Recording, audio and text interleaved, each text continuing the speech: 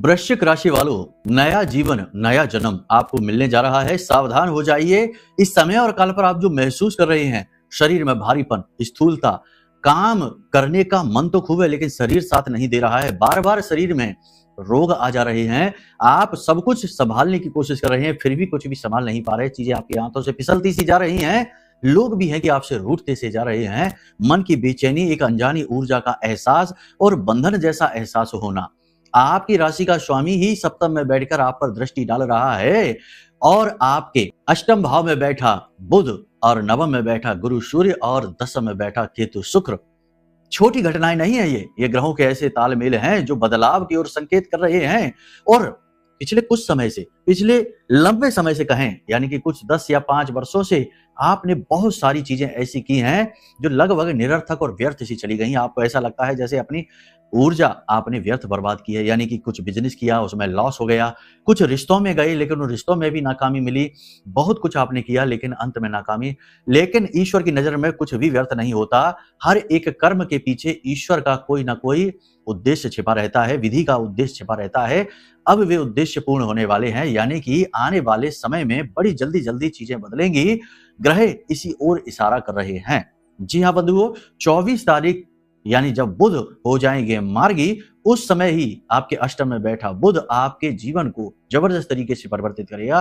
वाणी बुद्धि व्यापार का देवता है। कुछ बड़े आध्यात्मिक परिवर्तनों से आप इस समय गुजर रहे हैं। जिनके संकेत आपको इस समय मिल रहे हैं वे आपको जानने अनिवार्य हैं। उसी के आधार पर, ग्रह गोचरों के आधार पर आपको हम बताएंगे 5 बड़ी भविष्यवाणियां और एक महा उपाय जो आपके जीवन के बदलाव की गति को तेज करेगा और आपको मानसिक शांति और कामयाबी की ओर लेकर जाएगा। इस समय और काल पर आप जो महसूस कर रहे हैं वह छोटी घटना नहीं है, एक बड़ी घटना के होने का शुरुआत है, प्रारंभ की है। तो इन्हें समझना जरूरी है, इसलिए इस कार्यक्रम को अंत तक जरूर देखना। आपका उद्धार हो जाएगा, इस बात की गारंटी है। चलिए सबसे पहले ध्यान से सुनिए कौन से है वो संकेत, फिर आगे बढ़ते हैं। जय माई की। बंधुओं, ज्योतिष और तंत्र विद्या के क्षेत्र में आचार्य अमित एक जाना माना नाम है। पूज्य गुरुदेव के साधनाओं और ज्योतिष विद्या के अनुभव बेहद दिव्य है। जी हाँ, पूज्य गुरुदेव ने जिसकी भी कुंडली का विश्लेषण किया और कुंडली के अनुसार उसे सटीक उपाय व महामाई माँ बगलामुखी की विशेष कृपा दी, उसके जीवन में सकारात्मक बदलाव तो आ ही है। फिर चाहे समस्या कितनी ही कठिन क्यों ना हो, समाधान तो अवश्य हुआ है। अब ऐसे में यदि आप भी अपने जीवन की किसी बड़ी समस्या से जूझ रहे हैं, जैसे कि कर्जा बढ़ता ही जा रहा है, काम धंधा और व्यापार सब रुक चुका है, रिश्ते नातों में तनाव हद से ज्यादा बढ़ गया है, पूरा जीवन ही नकारात्मकताओं से भर गया है, तो ऐसे में यही सही समय है जब आप श्रेष्ठ गुरु से मार्गदर्शन प्राप्त करें और जीवन के अंधकार को समाप्त कर दिव्य प्रकाश की ओर कदम बढ़ाएं। वीडियो में दिए गए नंबरों पर तुरंत संपर्क करिए और अपनी कुंडली का विश्लेषण व समाधान पूज्य गुरुदेव के द्वारा करवा लीजिए। देर ना करें, आपके देवी देवताओं के आशीर्वाद से ये मौका खुद चलकर आपके पास आया है, इसे गंवाना नहीं है। अभी फोन करें और गुरुदेव से मार्गदर्शन प्राप्त करें। महामाई आपका कल्याण करें। धन्यवाद। सबसे पहला संकेत इस समय आप जो महसूस कर रहे हैं आध्यात्मिक संकेत है, तो थोड़ा गहराई से समझना, अपने दिल पर हाथ रखकर बताना कि पिछले कुछ समय से, यानी कि 1 आध महीने से, 15 दिन से या कुछ समय से आप ये महसूस कर रहे हैं कि आपका जीवन ही जैसे पराया सा है। यानी घर वही है, लोग वही है, संसार वही है, जीवन की परिस्थितियां वही है, सब कुछ वही है, लेकिन आपको ऐसा लगता है जैसे कि सब कुछ पराया सा है। आपका इस संसार में कोई काम ही नहीं है। आपका ऐसा भाव उत्पन्न हो रहा है कि आपको लग रहा है जैसे कि जीवन से अपनापन समाप्त होता जा रहा है। जीवन के प्रति एक गहरी निराशा, गहरी अरुचि मन में उत्पन्न होती जा रही है, जो आपके मन को कड़वाहट से भर रही है, नकारात्मकता से भर रही है। आप ध्यान से सुनिए, इसका आध्यात्मिक कारण क्या है, ये क्यों महसूस होता है, इसमें अच्छाई है कि बुराई है। ध्यान से सुनिए। जब आपको ऐसा महसूस हो कि आपके आसपास सब कुछ पराया सा है, यानी कि लोग भी अब आपके अपने नहीं रहे, आपकी खुशियां भी आपकी अपनी नहीं, आपका घर भी आपका अपना नहीं रहा, हर चीज से नियंत्रण खोता सा जा रहा है और आप अकेले निशब्द चुपचाप खड़े मौन बस देख रहे हैं, कुछ कर नहीं पा रहे हैं, क्योंकि जो कर रहे हैं वो काफी नहीं पड़ रहा। तो ऐसे में बदला यह संसार नहीं है, बदल आप रहे हैं। होता ही यही है, जब भी शुरुआत होती है बदलाव की, बड़े परिवर्तनों की, जीवन में महापरिवर्तन की, नव जीवन की, तो सारा संसार ही जैसे पराया सा लगने लगता है। हर एक चीज विफलता की ओर जाती दिखाई देती है, क्योंकि यह आपका अपना बदलाव है। आपके अंतर मन में बदलाव हो चुके हैं। बाहर आपकी भावना, आपके भाव, आपका जीव इसे समझ नहीं पा रहा, इस वजह से उसे बाहर की सारी चीजें अलग लग रही है।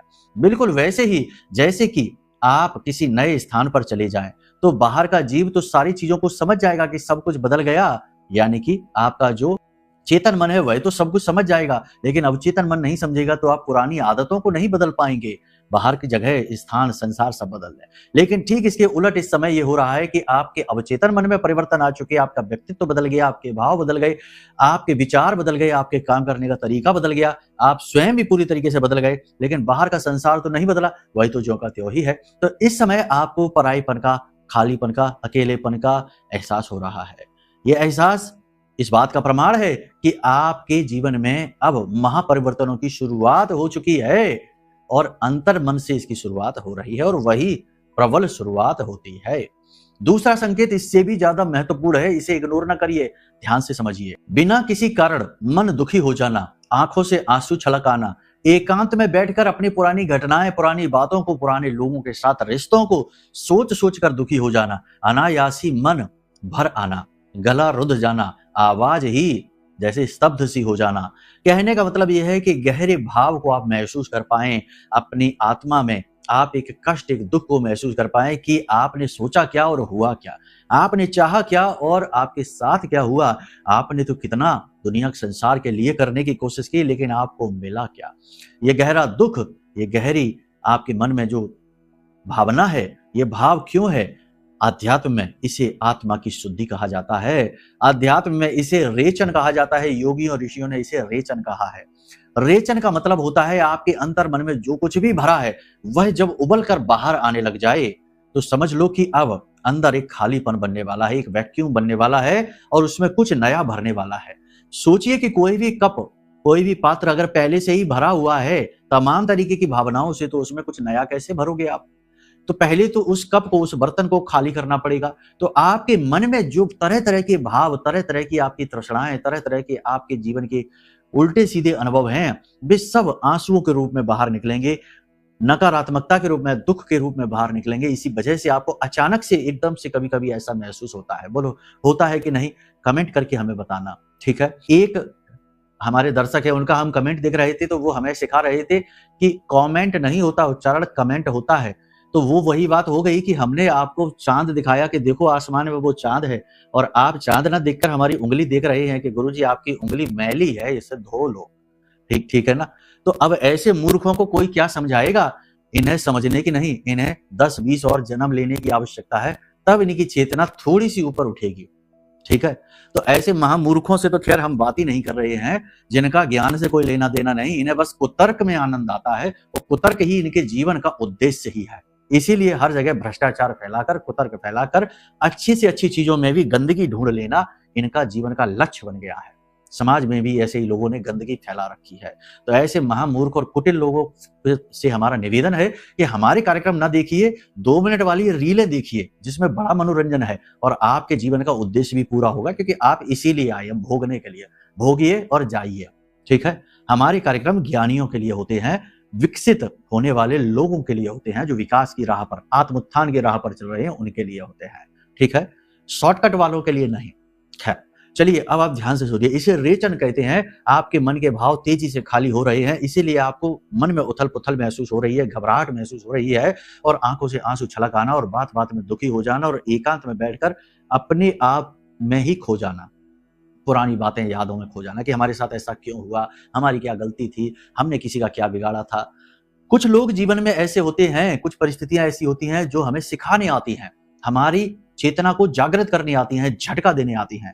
जब गाड़ी बंद पड़ जाती है तो उसे धक्का लगाकर स्टार्ट करना पड़ता है। ऐसा ही है हमारा जीवन। सिर्फ हमारा जीवन नहीं है, यह जन्म जन्मांतर की यात्रा है। तो इसे इस तरह से देखना चाहिए, तो आपको सुख शांति का एहसास भी होगा और अपने जीवन में घटित घटनाओं का आपको कारण भी समझ में आने लगेगा। तीसरी घटना, कुछ लोगों का आपका साथ छोड़कर चले जाना। यानी कुछ लोग जो आपसे पहले जुड़े थे, प्रेम करते थे, आप भी उन्हें प्रेम करते थे, अचानक से ऐसा न जाने क्या हो गया कि वे आपके शत्रु जैसे हो गए, शत्रुवत व्यवहार करने लगे, आपसे दूर भागने लगे, आपको ही दूर भगाने लगे। आप समझ ही नहीं पा रहे कि आखिर ऐसा क्या हो गया, आपने ऐसा क्या कर दिया, ऐसी कौन सी बड़ी बात हो गई कि इस तरह से व्यवहार कर रहा है यह इंसान। लेकिन वह इंसान आपसे दूर नहीं जा रहा, उसका आपके साथ होने का उद्देश्य पूर्ण हो चुका है। विधि का यह नियम है कि हर व्यक्ति जो हमारे या आपके जीवन में आ रहा है, आने वाला है या इस समय है, उस व्यक्ति का आपके जीवन में आने का एक आध्यात्मिक कारण भी है। सिर्फ इसलिए नहीं कि वह आपका बिजनेस पार्टनर बन गया या उससे आपका विवाह हो गया या वह आपकी संतान बनकर आ गया।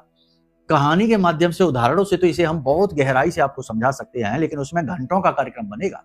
ठीक है, तो फिलहाल हम आपको बता दें कि हर व्यक्ति एक उद्देश्य के साथ हमारे जीवन में आता है, उद्देश्य पूर्ति होते ही चला जाता है। प्रकृति को इस बात से कोई मतलब नहीं, ब्रह्मांड को इस बात से कोई मतलब नहीं कि आपके भाव कैसे हैं, आप दिल में क्या महसूस कर रहे हैं और आप उस व्यक्ति से कितनी गहराई से जुड़े हुए हैं, इससे उसको कोई मतलब नहीं है। आपके जन्म लेने का उद्देश्य है आपकी आध्यात्मिक चेतना को जागृत करना, आध्यात्मिक उन्नति हासिल करना। तो आपकी आध्यात्मिक उन्नति में यह व्यक्ति सहायक के तौर पर आया, आपको कुछ नए पाठ, नए लेसन, नई सीख देने के लिए आया।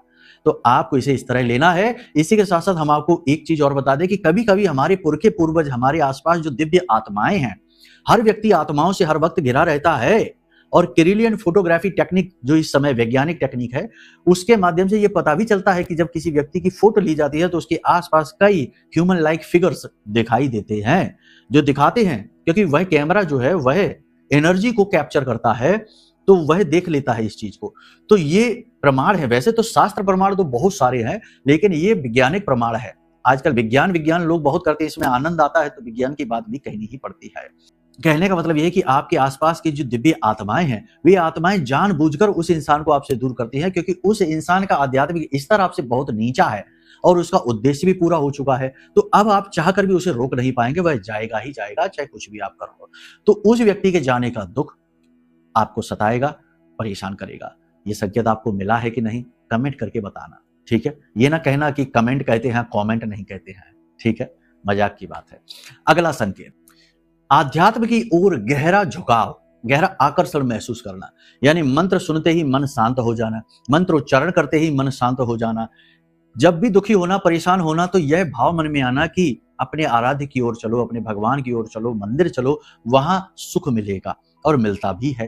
तो कहने का मतलब यह है कि गहरा आध्यात्मिक झुकाव इस बात का प्रमाण है कि आप अंदर से अब बदल चुके हैं, अब आप ज्यादा मैच्योर, ज्यादा शुद्ध हो चुके हैं, बदलाव के लिए आप तैयार हैं। अब पांचवा संकेत, ये बहुत शक्तिशाली है और ये प्रमाण होगा कि आपकी चेतना बदल चुकी है इस बात का। सब कुछ स्पष्ट तौर पर आपको दिखाई देना। जी हाँ, कैसे? ध्यान से सुनिए। कोई भी व्यक्ति आपके सामने आए और आपसे कुछ कहने की कोशिश करे, बोलने की कोशिश करे, उस व्यक्ति के बोलने से पहले ही आपको महसूस हो जाए कि यह क्या कहने वाला है। उस व्यक्ति के आते ही आपको यह महसूस हो जाए कि यह क्यों आया है। यहां तक कि उस व्यक्ति के आने से पहले ही आपको यह महसूस हो जाए कि यह व्यक्ति आपकी ओर आने वाला है या इस व्यक्ति का फोन आपके पास आने वाला है। कहने का मतलब यह है कि एक छठी इंद्री, एक सिक्स्थ सेंस का भाव आपके अंदर जागृत होने लग जाए, यानी कि पहले से ही चीजें अनुभव होने लग जाएं, सपनों में कुछ घटनाएं घटित होती दिख जाएं और वे वास्तविकता में हो जाएं। इसी के साथ साथ सबसे बड़ी बात कि लोगों की बातों के पीछे छिपे हुए कारण, लोगों के मन में छिपे हुए भाव, भावनाओं की सच्चाई, दुनिया की सच्चाई, सारी हकीकतें बिल्कुल स्पष्ट तौर पर आपकी नजरों के सामने आने लग जाएं। तो ये प्रबल प्रमाण है कि अब आप उन्नत हो चुके हैं, विकसित हो चुके हैं। अब आपके जीवन में नई घटनाएं होंगी, नई चीजें घटित होंगी, नए लोग आएंगे और आप नए अनुभव हासिल करेंगे जो ज्यादा बेहतर होंगे। जी हाँ, तो आप बताइए कि इन 5 में से कौन से संकेत हैं जो आपने पिछले कुछ समय में महसूस किए हैं। इस समय महसूस ही किए हैं, वो तो हमने आपको शुरू में बता ही दिए हैं। अब बात करते हैं ग्रहों पर आधारित भविष्यवाणियों की। इन्हें भी इग्नोर न करिए, क्योंकि ये वर्तमान के घटनाएं हैं और वर्तमान के एक्शन ही आपके फ्यूचर को डिसाइड करते हैं। तो कैसे आपको कार्य करना है, क्रम क्या रहेगा, सब कुछ बताते हैं, ध्यान से सुनिए। तो सबसे पहले बात करते हैं चंद्रमा की। चंद्रमा का गोचर 2.25 दिन में बदलता है। तो कहने का मतलब यह है कि इस समय चंद्रमा सप्तम राशि में गोचर कर रहा है और यह चंद्रमा आपके धन के आगमन के नए स्रोतों को बनाएगा, आपके प्रयासों के प्रति आपको इमोशनली कनेक्ट करेगा। आप अपने कार्यस्थल पर भावनात्मक तौर पर जुड़ेंगे, उच्च अधिकारियों को आप इंप्रेस कर पाएंगे। नौकरी करने वालों के लिए यह समय बहुत ही अच्छा है। सूर्य गुरु युति नए नौकरी के अवसर उत्पन्न करती है और पुराने जो भी आप कार्य कर रहे हैं, नौकरी कर रहे हैं, वहां पर भी आपकी योग्यता और आपके कार्य कुशलता की तारीफ करवाएंगे। निकट भविष्य में बड़ी जल्दी आपकी सैलरी, आपके प्रमोशन के नए अवसर भी आपको बनाकर देंगे। इस समय आपके कार्य की सक्रियता बढ़ेगी, छोटी छोटी सफलताएं आपको मिलनी शुरू हो जाएंगी।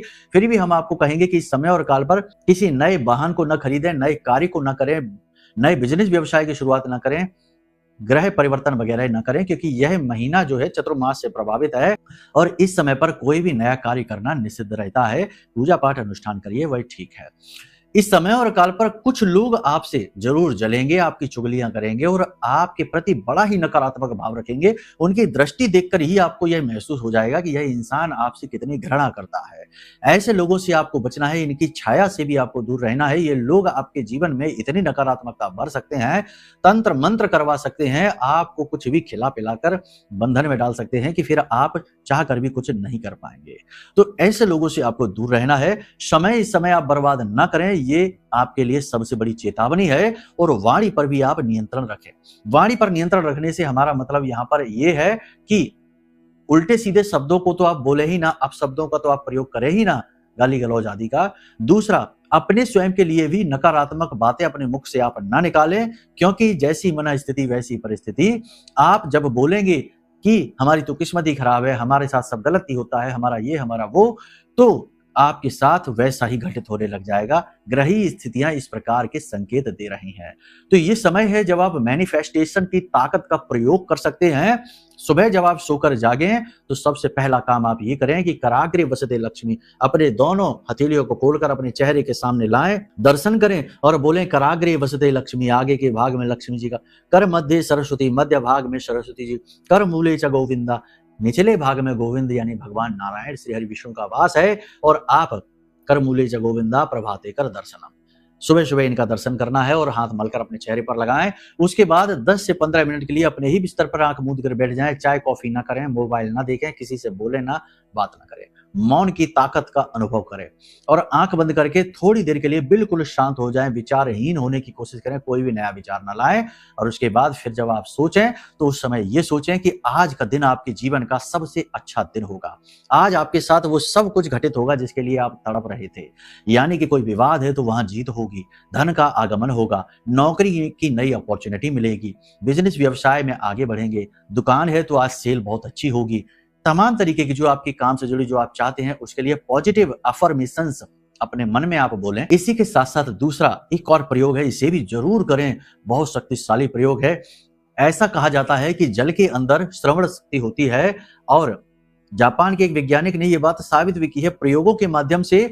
और हमारे ऋषि मुनि तो इसे प्राचीन काल से ही प्रयोग करते चले आ रहे हैं। चाहे शुद्धिकरण हो, चाहे वरदान देना हो, चाहे आशीर्वाद देना हो, चाहे श्राप देना हो, जल का प्रयोग कमंडल के जरूर करते थे। कमंडल में जो जल होता था उसका, किसी और के घर का जल नहीं पीते थे, क्योंकि जल के अंदर ऊर्जा को खींचने की शक्ति है, श्रवण शक्ति है। तो आप क्या करें, आप सुबह सुबह जो जल पिए तो पहले तो उस पात्र को अपने चेहरे के पास लाइए, उसे देखिए और उसे देखकर बोलिए 11 बार मन ही मन ओम क्लीम, ओम क्लीम।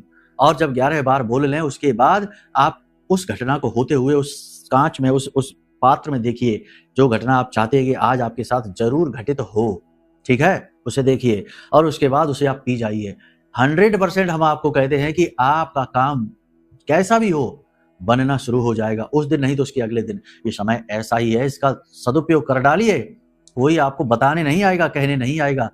समय जब बदलता है तो बड़ा धीमे से, चुपके से बदलता है और लोगों को तो इसकी आहट भी नहीं मिल पाती और वो फंसे रहते हैं दलदल में। शरीर में इस समय आप गर्माहट का महसूस करेंगे, थकावट महसूस करेंगे, हल्का बुखार, थकान, तनाव महसूस करेंगे और दर्द का एहसास रहेगा। मेहनत तो आप खूब करेंगे, मेहनत करना भी चाहेंगे, लेकिन शारीरिक बल आपका साथ ज्यादा देगा नहीं। कमर और घुटनों में दर्द, ब्लड प्रेशर आपका ऊपर नीचे, और सबसे बड़ी बात यह है कि आपके गले में और पेट में किसी प्रकार के छाले या दर्द या इन्फेक्शन होने की प्रबल संभावना है। बाल भी इस समय आपके ज्यादा झड़ेंगे और सबसे बड़ी बात कि बिना किसी बात के लोगों से विवाद हो जाएंगे। तो ज्यादा मुखर होकर लोगों से बात ना करें, सोच समझकर और संभलकर बात करें। पारिवारिक वातावरण सुख शांति से भरा रहेगा, बस आपको मौन रहना है, जितना जरूरी है उतना ही बोलना है। जरूरत से ज्यादा जोश आपके लिए कठिनाइयां उत्पन्न करने वाला होगा। दाम्पत्य जीवन की बात करें तो अच्छा चलेगा। जीवन साथी का स्वास्थ्य जरूर थोड़ा सा गिरेगा, सेहत को लेकर चिंतित आप अवश्य रहेंगे, लेकिन जीवन साथी की आप केयर परवाह भी बहुत करेंगे और आप दोनों के बीच प्रेम बढ़ेगा। नए प्रेम संबंध भी बन सकते हैं। प्रेमियों के लिए भी समय ठीक ही है, बस आपस में विश्वास बनाकर रखें, किसी तीसरे व्यक्ति को बीच में ना आने दें। अचानक से आपका प्रेमी कुछ ऐसी बात बोल सकता है, कोई ऐसी घटना या काम कर सकता है जो आपको विचित्र लगेगा और आप उस घटना के बारे में जब सवाल जवाब करेंगे तो झगड़ा हो जाएगा। कमेंट करके बताना ऐसा हुआ कि नहीं। गुप्त प्रेम संबंध उजागर हो जाएंगे। जिनका विवाह नहीं हो पा रहा है, सूर्य और गुरु की युति जो आपकी कुंडली में इस समय बन रही है, विवाह करवा देगी। बंधुओं, एक चीज याद रखना कि जो भी व्यक्ति इस कार्यक्रम को अभी देख रहे हैं, हम आपके ग्रहों के गोचर को बता रहे हैं, चंद्र कुंडली को बता रहे हैं। इस समय हम आपके जन्म पत्री को नहीं बता रहे। यदि आपके लिए मन में आपके कुछ विशेष प्रश्न हैं, आप कुछ चाहते हैं, जानना चाहते हैं, कुछ सवाल हैं अपने जीवन के बारे में, तो आप अपनी कुंडली का विवेचन कराएं। उसके लिए वीडियो में नंबर है, फोन कर लें। आपकी जन्म पत्री आपके जीवन का नक्शा है, वह आपके उन सवालों के जवाब भी दे सकती है जिनके लिए आप घूम ही रहे हैं, उनके जवाब आपको मिल नहीं पा रहे, उनके जवाब भी आपको मिलेंगे। इसी के साथ साथ अपने आप को इस संसार की कालिक नकारात्मकता से सुरक्षित रखने के लिए सबसे शक्तिशाली है ब्रह्मास्त्र विद्या मां बगलामुखी का यह महारक्षा कवच।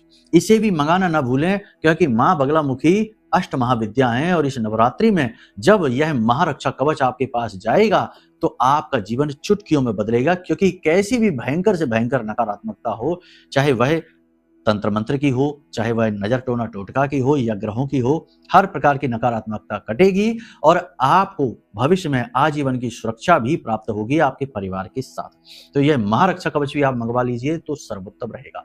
कुंडली विश्लेषण और महारक्षा कवच दोनों एक साथ कराएंगे तो बेहतरीन लाभ आपको प्राप्त होंगे। जी नहीं, हम कोई डिस्काउंट नहीं देंगे, हर चीज की एक छोटी सी दक्षिणा है, छोटी सी ही है, लूटपाट नहीं है। हमारे यहाँ काम शुद्धता और सच्चाई के साथ होते हैं। हम सत्यता पर चलने वाले हैं, साधक हैं, महामाई के सेवक हैं। हमको माई जब धनपति बनाएंगे तो बन जाएंगे, नहीं बनाएंगे तो नहीं बनेंगे। फिलहाल गलत काम कुकर्म करके पैसा नहीं कमाना। महामाई की नजरों में ज्यादा नंबर कमाने हैं, दुनिया संसार से कोई लेना देना नहीं ज्यादा। तो कहने का मतलब यह है कि यहाँ पर दक्षिणा तो है, चीजों का मूल्य है, लेकिन बहुत ही जायज मूल्य है, उल्टा सीधा नहीं। ठीक है, तो आप मंगवा सकते हैं, बेफिक्र होकर कुंडली आकलन भी करा सकते हैं। इस समय और काल पर आपको हम बता दें कि माई का महाअनुष्ठान भी चल रहा है। नवरात्रि का ये समय है, हालांकि 23 तारीख तक अंतिम है, उसके बाद समाप्त हो जाएगा। तो यदि आप इससे पहले देख रहे हैं कार्यक्रम तो महाअनुष्ठान में अपनी अर्जी देवी के चरणों में लगवा सकते हैं, अपना उद्धार करवा सकते हैं। इस समय और काल पर आपकी पुरानी गलती पकड़ी जाएगी, कोई पुराना काम, पुराना कर्म आपके सामने आ जाएगा जिसके लिए आपके पास जवाब नहीं होगा और आप फंस जाएंगे। इमोशनल होकर आप कुछ ऐसा बोलेंगे, भावनात्मक होकर या भावनाओं में बहकर आप कुछ ऐसा कह देंगे जिसकी वजह से आपके रिश्ते खराब होंगे और आपके ऊपर लांछन लगेंगे। गहरे लांछन लगने के तो योग इस समय है ही। केतु शुक्र युति गहरे लांछन, झूठे आरोप लगवाती है, तो थोड़ा संभल कर रहें। हर रिश्ते में एक नकारात्मक भाव होता है, उसे जरूर पहचानें। कहने का मतलब यह है कि भावनाओं में ज्यादा ना बहें।